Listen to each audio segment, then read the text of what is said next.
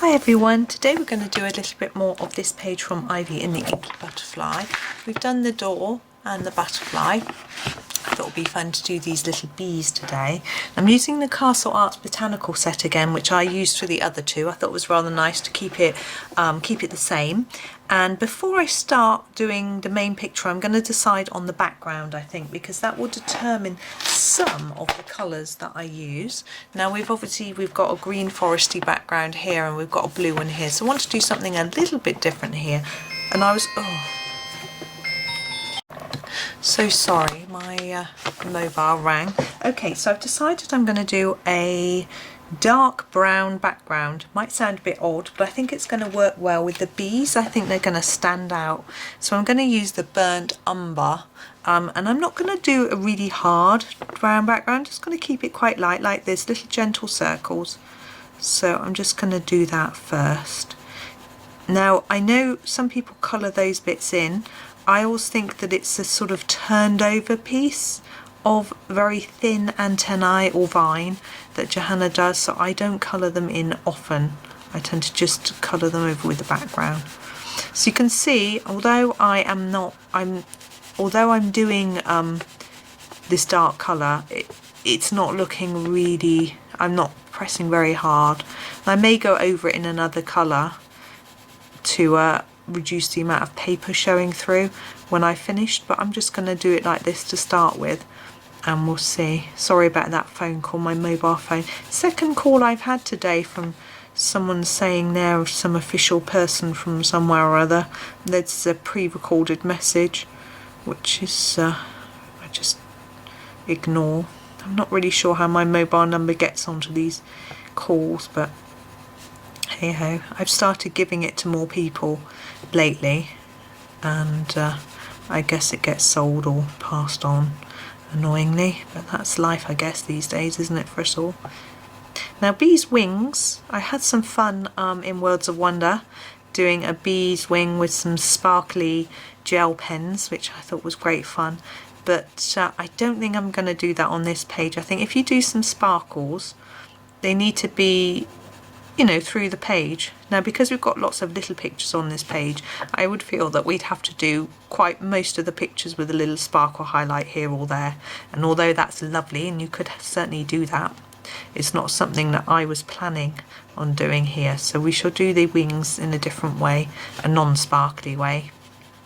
And with sparkles, I know some people use stickles, which are fun. As far as I can tell, I've never used them. I think they're almost like a glitter glue, so they add a little layer of glitter without changing the colour.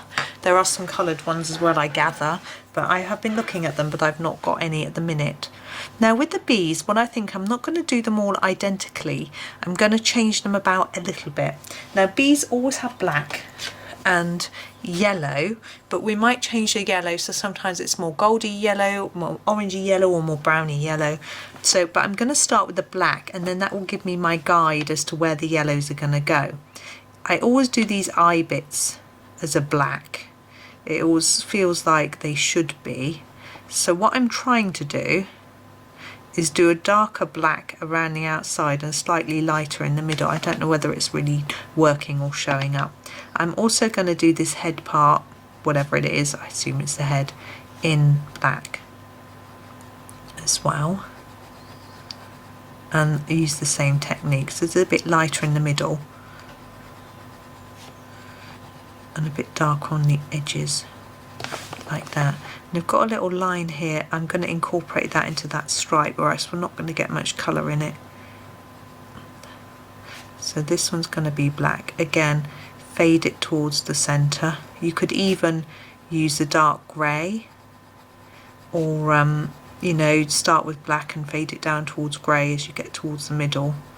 I'm just applying less pressure on the black. There's two reasons I'm not using grey. One, because I think bees tend to be black, so I want to use black, but also there's only one grey in here, and I'm going to be using that for the wings. Now this one is an odd design because we've got the eyes and the face, so I'm thinking I'm going to do this outside bit, which I've just drawn on and need to erase, in yellows Oh, that's all smudged. Never mind. And do this sort of internal facey bit in black. Just going to have to hope that smudge doesn't show up too much. So I'm going to do the eyes in the same way. So, and then this bit I'm actually going to do in a lighter black so that it just looks a little bit different. So I'm putting a light layer. I'm going to bring in some darker, but not as dark as the eyes. There we go. Now this head, it's got no those sort of eye bits. I don't know what they are eyes. I don't know much about bees' eyes. I know flies have loads of eyes. It's quite strange, but it's what makes them so fast. And we'll do the same with this one. I realise I haven't done the stripes. I'm just getting a bit carried away with heads. There we go. So because this is going to be yellow, this middle stripe will be our other black stripe.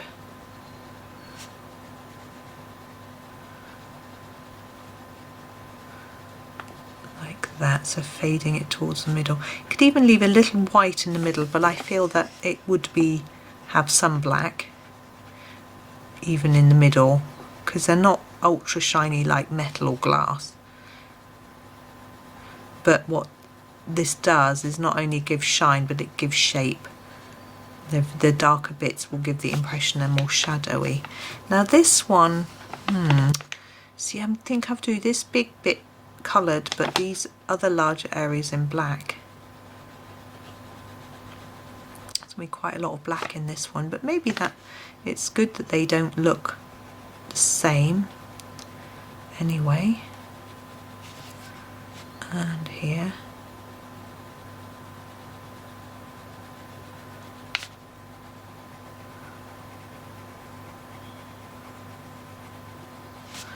And then for the tail part.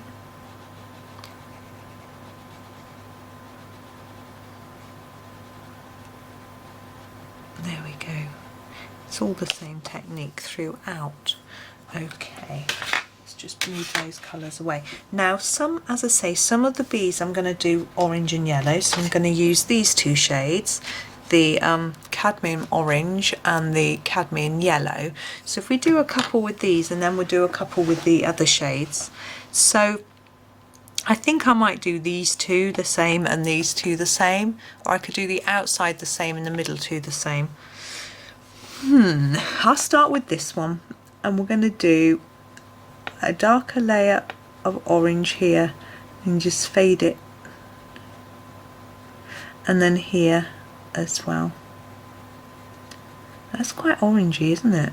Bees aren't normally orange, but hey ho. And I'm going to do this one. I don't know why, I just suddenly decided that's what I'm going to do. It's no good being indecisive, particularly when you're making a video. You're not going to wait for me to spend ages making it in my mind. And I'm an impatient colourer. I want to be colouring. I don't want to be choosing colours or pictures, pages. So if I can't choose a colour, I just grab one or ask someone. If I can't choose, we're swapping to the yellow. If I can't choose a page to colour, I just open one randomly, or again ask someone, or I just either start from the beginning or the end of the book. I'm colouring over the orange because it's very vibrant, and I'm really fading towards the centre. And again, I'm going to do the same here. If I colour over the orange, it really does tone it down quite a bit. So we still get that darker feel without that really bright brush orange, which is a lovely orange, but not really very bee-like. Okay, that's one way of doing them. They're quite fiery, don't they? Oh well, that's them. Now another way is to do it with more. We've got this yellow ochre terracotta light, some more browny yellows. So I'm going to the yellow ochre is the darker of the two. So I'm going to start with that one and go around the edge like this. Oh, the sun's shining. That's nice. It was raining earlier. Then that's the UK for you. And the same here I remember watching a video of Johanna's when she said Scotland, they get all the weather in one day. I don't think it's just Scotland. We're in the southwest of England and we often get the same thing too. So now we're going for our lighter shade, which is the Terracotta Light, to finish off exactly the same way we did with the yellow and orange. So I'm just going over what we've done and then pulling some more colour towards the centre with a lighter pressure, leaving not much white, if any. So we haven't really got a very yellowy looking bee here. We've got a few, got them looking a bit different. Now we have got the page in this book with loads of bees, so if you wanted to do every bee unique on that page, there are a few ideas here for you, aren't there?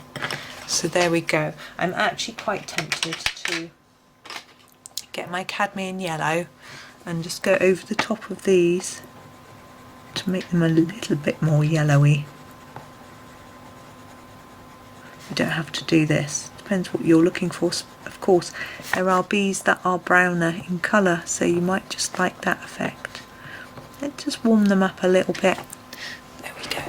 Now we're going to do their wings. Now I'm going to use a grey. Now usually, oops, dropping it. This is a Paynes Gray, it's quite dark. Usually I will go for a very light grey. As I've only got this one, I'm going to have to press really, really gently. And I want to lighten it towards the tip. So I'm going to give it the least amount of pressure I can. So just the tiniest bit here and then a lot less here. You could go over the black lines here with a white pen to really make it look very light. But I do find that if you do that in some places, it looks a little odd if you don't do it everywhere else on the page, or at least in a few more places. So I'm not going to do that.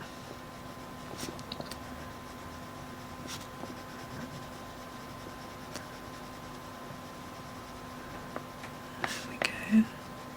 So it's just the same technique on every bee. So although we've changed it up a little bit with the yellows, we've kept the black and the greys the same. And then it keeps them looking as if they're still part of the group. There we go. And now we've got a few leaves and flowers to do. Let me think. I rather like the Sap Green, so I'm going to use that. This is my darker green. I need 2 shades for what I'm going to do. I'm going to take the darker green on the tips and then fade that down towards the bottom of the leaf. So you can choose any green that you like.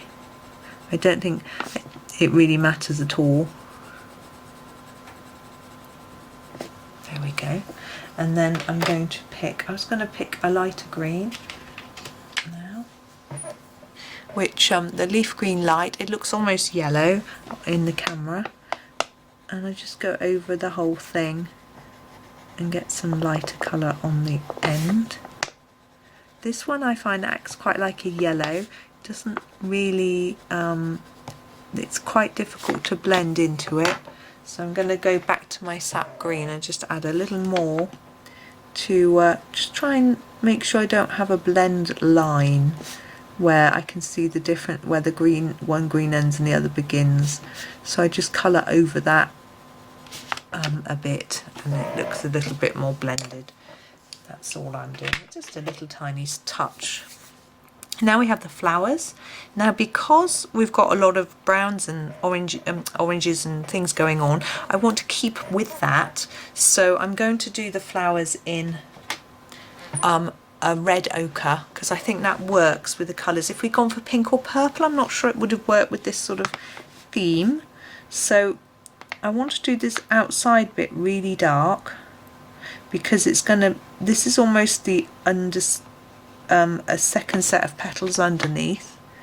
So we're gonna do those dark, and then the petals slightly lighter. So we can still start dark here, but reduce the amount of colour as we come towards the outside. So a few more layers here. You can see I'm over colouring.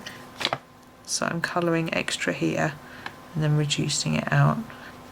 I'm also adjusting the pressure I'm putting down on the pencil so that there's less as I go out towards the edge of the leaf.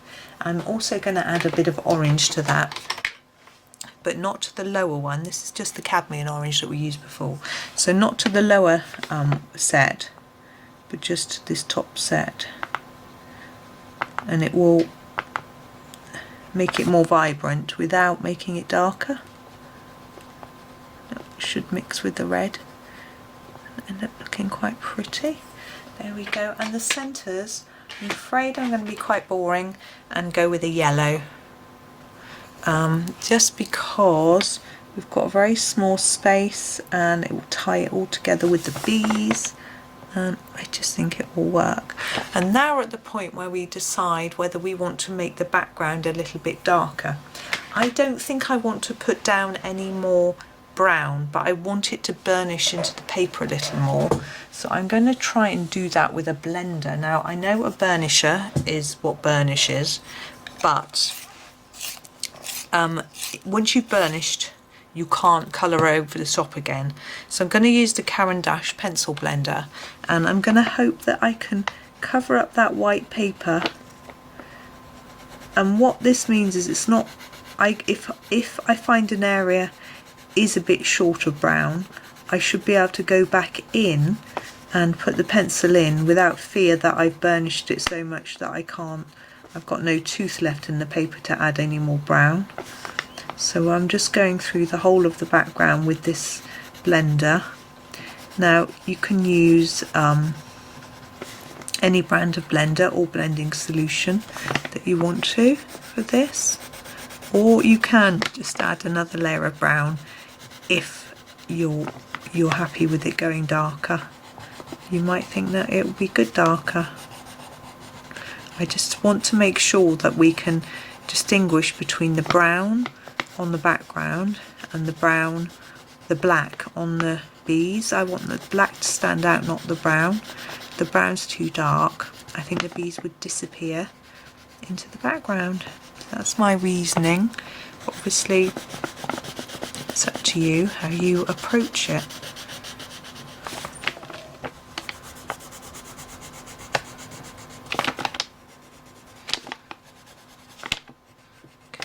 Filling on all these lip caps and having a look. I think I'm definitely going to get my brown pencil back out again, but I won't need to put down so much brown now. So this is the one we used before, the burnt umber, and I'm just going to go particularly over these areas here. You can see where there's quite a lot of white. I can try and just keep it as even as I can. I feel like this side here is a little bit darker than the other side as well somehow. So, you know, around the edges of items I often miss bits. Sometimes it's easier to do your background last and then you don't miss bits. But it's a matter of personal choice. I alter when I do it depending on my mood. If I've got a really big background that's all the same, then I might do a bit of it and then do a bit of the foreground and go back and forth a little bit so that it's a bit more interesting, because if you're doing the same thing all the time it can get a little dull. It depends what mood you're in. Sometimes I'm just in the mood of doing something really mundane. I just want to not have to think. But other times I'm interested in doing colour choices and blends and exciting things. Like this morning I just needed to not do adulting for a while, and I just grabbed my Bambino crayons and just had a lovely fun colour without having to think about anything. So that was nice. Right, how are we doing? I'm liking that. I'm going to leave that alone now. I know if I add too much more it's going to get too dark, although I can see a bit I missed there. Fiddly, and here. But anyway, that's pretty much done. So there are bees. And I don't think they look, now the background's a little bit darker, I don't think they look too madly orange. So there we are. But that's that one. We shall continue in the future with more. I will get this page finished. I will do each little bit, but it just may take me a while because I want to mix it up with other books and other pages as well. So there we go. So thank you very much for watching. Hope you enjoyed the video and happy colouring.